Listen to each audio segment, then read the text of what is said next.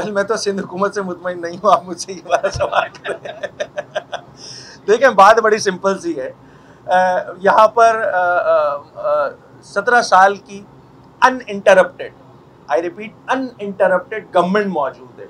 और ये शहर जब इसकी जिम्मेदारी, अगर मैं सिर्फ इस शहर की बात कर लूँ, इस शहर की जिम्मेदारी इस शहर के लोगों के पास थी, तो ये शहर दुनिया के 12 तरक्की करने वाले शहरों में शुमार होने लगा था। आज 17 साल की मुतलकुल अनान इस सूबे पर हुक्मरानी के बाद, यानी कि वो हुक्मरानी जो सिर्फ शहर कराची तक महदूद नहीं है, वो हुक्मरानी शहर कराची से लेकर कश्मीर तक है। उनकी अनइंटरप्टेड हुक्मरानी के बाद ये शहर माजरत के साथ दुनिया के 5 बदतरीन रहने वाले शहरों में शुमार होने लगा। अब कहते रहिए कि जी हमारी पॉलिसी बड़ी अच्छी है, हम बहुत अच्छा काम कर रहे हैं। इस शहर में पानी पीने को नहीं है भाई, और बुरा हाल है इंफ्रास्ट्रक्चर का। ये लफाजी की हद तक ठीक है, अब वज़रा आते हैं माशाल्लाह बयानात देते हैं, अब उनकी ड्यूटी भी यही है कि डिफेंड करेंगे, डिफेंड नहीं करेंगे, सच बोलना शुरू कर देंगे तो शायद वजारत चली जाएगी। आपको याद है ना पिछली काबीना में बहुत सारे लोगों ने सच बोला था तो इस दफ़ा बेचारे वो वजीर नहीं बन सके।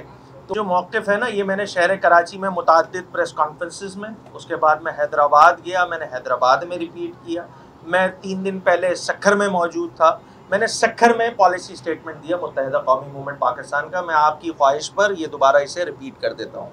और पॉलिसी स्टेटमेंट ये है कि सिंध के एक कतरे पानी पर भी, सिंध के एक कतरे पानी पर भी मुत्तहिदा कौमी मूवमेंट कॉम्प्रोमाइज़ नहीं करेगी। सिंध का जो हक़ है वो सिंध की आवाम का हक़ है, सिंध में रहने वाले तमाम बाशिंदों का हक़ है। उस हक़ को अगर कोई सेल्फ करने की कोशिश करेगा तो मुत्तहिदा कौमी मूवमेंट जो है उसके आगे आएगी। इसकी मिसाल मैं इस तरह दे देता हूँ कि 2003 में, जून 2003 में, मैं डेट के साथ मैंने ये असेंबली के फ्लोर पे भी ये बात कही थी कि जून 2003 में जब थल कैनाल और काला बाग का मसला आया था ना, तो हम वफाकी हुकूमत में थे और हम सूबाई हुकूमत में भी थे। इस सूबाई हुकूमत और वफाकी हुकूमत में होने के बावजूद इस सूबे में अपोजिशन जो थी वो पाकिस्तान पीपल्स पार्टी के पास थी।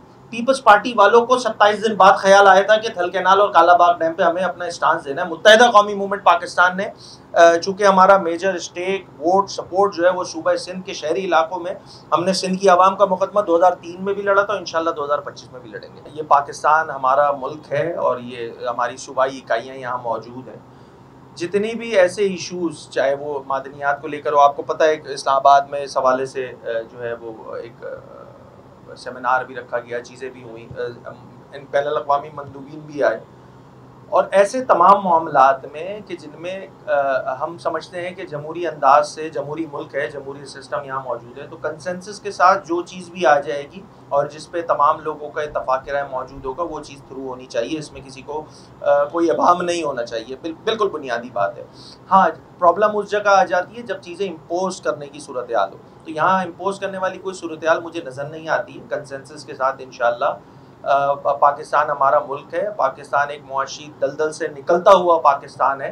तो इस मामलात में, ऐसे पाकिस्तान में हम सबको कलेक्टिव एफर्ट्स करने की ज़रूरत है, और कलेक्टिव एफर्ट्स हम कर लेंगे तो इंशाअल्लाह ये मुल्क भी हमारा है, ये सूबा भी हमारा है, ये शहर भी हमारा है। हम इसको बेहतरी की जानिब लेता हुआ ले जाने की कोशिश कर रहे हैं, और इसमें जो भी कलेक्टिव एफर्ट्स हम सबको करने की ज़रूरत पड़ी इंशाअल्लाह मुत्तहिदा कौमी मूवमेंट पाकिस्तान, और जब ये असेंबली में बिल आएगा इसको हम गौर खौस करेंगे, देखेंगे कि क्या टेक्निकलिटीज़ हैं, और उससे आप मीडिया हजरात को आगाह किए बगैर कैसे चल सकते हैं हम। जो कराची का जो टेम्परेचर है ना, तो उसमें कोई चीज़ हार्ड रह नहीं सकती है। ठीक है, मैं अभी ऑलरेडी सिंध के विज़िट पे था, तो मुझे अंदाज़ा है। देखिए बहुत सारी चीज़ें हम जो है वो कहते हैं ना, हम 75 साल का अर्सा गुजर गया है, हम शायद समाव पूरे अंदाज से जमहूरी भी नहीं हो सके।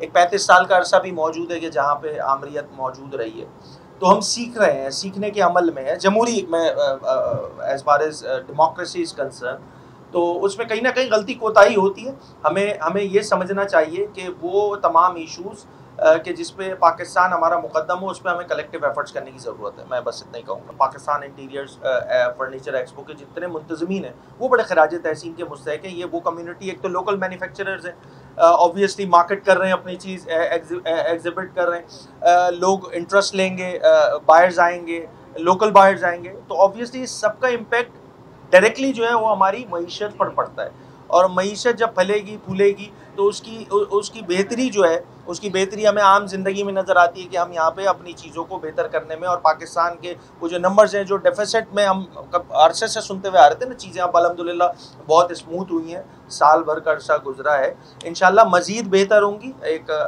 बेहतर पाकिस्तान हम सबकी ख्वाहिश है, हम सबका टारगेट है, और हम चाहेंगे कि उसमें अपना जितना भी एफर्ट डाल सकें। और आज जो ये इस एग्जीबिशन के मुंतज़मीन ने जो अपना हिस्सा डाला, ये भी बड़े खराज तहसीन के मुस्तहिक़ है।